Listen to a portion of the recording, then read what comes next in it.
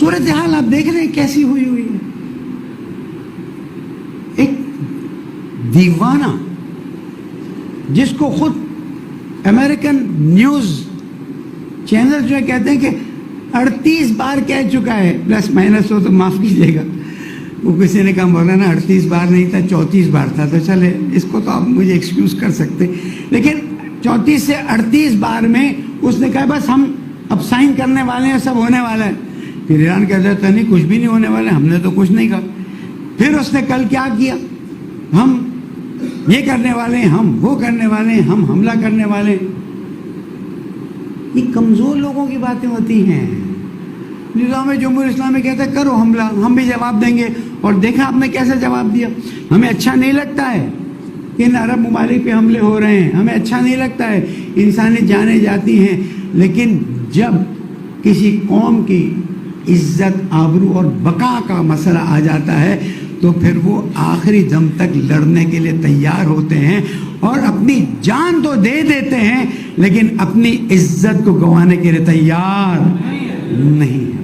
ہمیں فخر ہے نظام اسلامی پر، ہمیں فخر ہے کہ اہل بیت کے چاہنے والوں نے بہترین انداز میں مقابلہ کیا ہے اور انشاءاللہ مقابلہ کریں گے اور ڈٹ کر بتائیں گے. لبنان پہ حملے ہوتے ہیں کوئی نہیں دیکھتا ہے، فلسطینی مظلوموں کا کیا حشر کیا ہوا ہے کوئی نہیں دیکھتا ہے. یمن نے بھی اپنے آپ کو اس میں شامل کر لیا ہے، عراق بھی اس میں شامل ہونے جا رہا ہے، اور لگتا ہے کہ اب پھر سے ایک راؤنڈ شروع ہوتا ہوا نظر آتا ہے. لیکن میں آپ کو بتا دوں امریکہ کے پاس اسلحے کا سٹوریج ختم ہو گیا ہے. جو اس نے اسرائیل کو دیا تھا وہ بھی ختم ہونے جا رہا ہے. انہوں نے ساؤتھ کوریا سے بھی منگایا، پتہ نہیں کہاں کہاں سے منگا لیا ہے. لیکن جو ٹرمپ نے کہا تھا کہ ہم نے ان کے سارے اسلحے کے انبار اڑا دیے ہیں، اب صرف 20% باقی ہے. I don't know it was CNN یا کون سا تھا، مشمیر تھا، ایگزیکٹ میرے ذہن سے نکل گیا. اس نے کہا سب غلط بولتے ہیں، اس نے کہا سب جھوٹ بول رہے ہیں، ایران کا 80% سٹاک پائل باقی ہے اور انشاءاللہ جواب دے گا. یہ کھیل کیا ہے؟ ایک دن یوں ایک دن یوں ایک دن یوں. جو سٹاکس میں ہیں، جو انٹرنیشنل مارکیٹس میں ہیں اور جو انٹرنیشنل مارکیٹس کو دیکھ رہے ہیں وہ یہ بات دیکھ رہے ہیں کہ ٹرمپ کی ٹیم جو ہے، اب اس پہ بھی کام ہونا شروع ہو گیا ہے، ٹرمپ کی ٹیم بالکل ٹائم پر یا سٹاکس خرید لیتی یا بیچ دیتی ہے.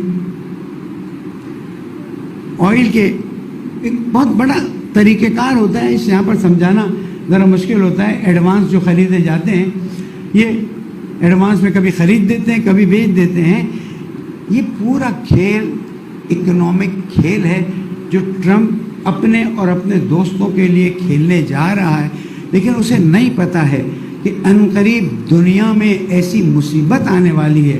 ابھی تک تو اللہ نے آپ لوگوں کو بچائے ہوا ہے، ہمیں بچائے ہوا ہے، میرے مولا کا کرم ہے اور اہل بیت علیہ السلام کی محبتیں کہ ہم مصیبت سے نکلے ہوئے ہیں. پوچھیں نا اپنے دوستوں کو جو امریکہ میں ہیں، جو کینیڈا میں ہیں، جو یورپ میں ہیں، جو دوسری جگہوں پر ہیں، یہ کتنی مشکل ہو رہی ہے اپنی زندگیوں کو سنبھالنا، اپنی زندگی کو بچانا. اور بہت جلدی یہ مسئلہ بہت زیادہ پھٹنے والا ہے، اس لیے کہ پھر سے خلیج فارس میں آئل کے نکلنے کے راستے بند کر دیے. ان کے اپنے نیوز چینلز مذاق اڑا رہے ہیں کہ ٹرمپ نے کہا ہے کہ ہم نے 11 ملین بیرلز جو ہیں وہ اڑا لیے ہیں اور چوری کر کے لے گئے ہیں. تو کسی نے ابھی ایک بڑا اچھا کہا تھا 2 دن پہلے، کہ لگتا ہے یہ خواب میں جو دیکھتا ہے وہ اس دن میں آ کے بیان کر دیتا ہے، ورنہ حقیقت ایسی کچھ بھی. ایک میزائل بھی چلتا ہے تو پتہ چل جاتا ہے. یہ جو ٹام ہاک ہیلی کاپٹر بھی گرایا گیا ہے، کل سے بات آنا شروع ہو گئی ہے کہ اگر اس کو ایران نے مارا ہوتا تو دھماکے سے گرتا، لیکن اس کو خاص گولیوں سے مارا گیا ہے تاکہ ان کے پائلٹس بھی نکل آئیں اور یہ ہیلی کاپٹر بھی گر جائے اور ان کو ایک بہانہ ملے تاکہ وہ حملہ کر سکیں. عزیزوں، بہت ہی بری اور خطرناک سچویشن ہے، ہمیں بہت زیادہ دعا کرنی. جمہوریہ اسلامی ایران مضبوطی سے کھڑا ہے اور الحمدللہ نظام رہبری بھی بہت اچھی جگہ اپنی جگہ کھڑی ہے. 2 ایرانی نژاد اسکالرز ہیں امریکہ میں، انہوں نے مل کے ایک آرٹیکل لکھا ہے کہ دنیا والوں اب ایران وہ ایران نہیں رہا جو تم سمجھتے تھے. اب ایران وہ ایران ہو گیا ہے جو سپر پاور کی لائن میں کھڑا ہونے والا ہے. وَمَن يَتَّقِ اللَّهَ يَجْعَل لَّهُ مَخْرَجًا وَيَرْزُقْهُ مِنْ حَيْثُ لَا يَحْتَسِبُ.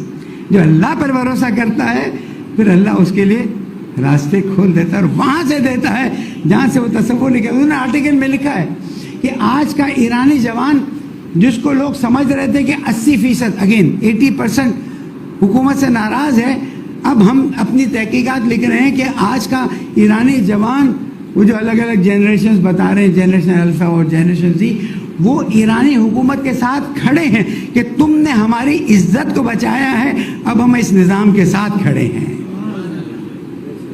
اگر آپ ہمت سے کام کرتے ہیں نا، ان تنصروا اللہ ینصرکم ویثبت اقدامکم، اگر تم اللہ کی مدد کرتے ہو اللہ بے نیاز ہے. لیکن اللہ فرماتا ہے قدم تو اٹھاؤ. ہم پاکستان میں بھی اگر قدم اٹھا لیں اور امریکہ اور ان کے شیطانی دوستوں سے ڈرے بغیر اپنے فیصلہ کرنا شروع کر دیں، آپ دیکھیے کہ ہم بہت دور تک نکل جائیں گے. لیکن کیا کریں، مسائل ایسے آ رہے ہیں کہ ہمارے سیاستدان جو کنٹرولنگ پاورز ہیں سیاست میں، حکومت میں، وہ ہمت کرنے کے لیے تیار نہیں. کیوں؟ اس لیے کہ ان کا پیسہ وہاں پر ہے، ان کی چیزیں وہاں پر ہیں، ان کے مفادات وہاں پر ہیں. چیک کیجئے کتنوں کے پاسپورٹ امریکن اور کینیڈین ہیں اور کتنوں کے پاسپورٹ صرف پاکستانی. تو یہ سیاست اور سیاستدان جو ہیں ان کی وجہ سے بڑی مشکلات ہیں، اور امید ہے انشاءاللہ کہ اللہ سبحانہ و تعالیٰ اس ملک پر کسی طرح سے رحم کرے گا اور ان سیاستدانوں سے کہ جو واقعاً ملک کو نوچ نوچ کے کھا رہے ہیں ہمارے ملک کو بچائے گا.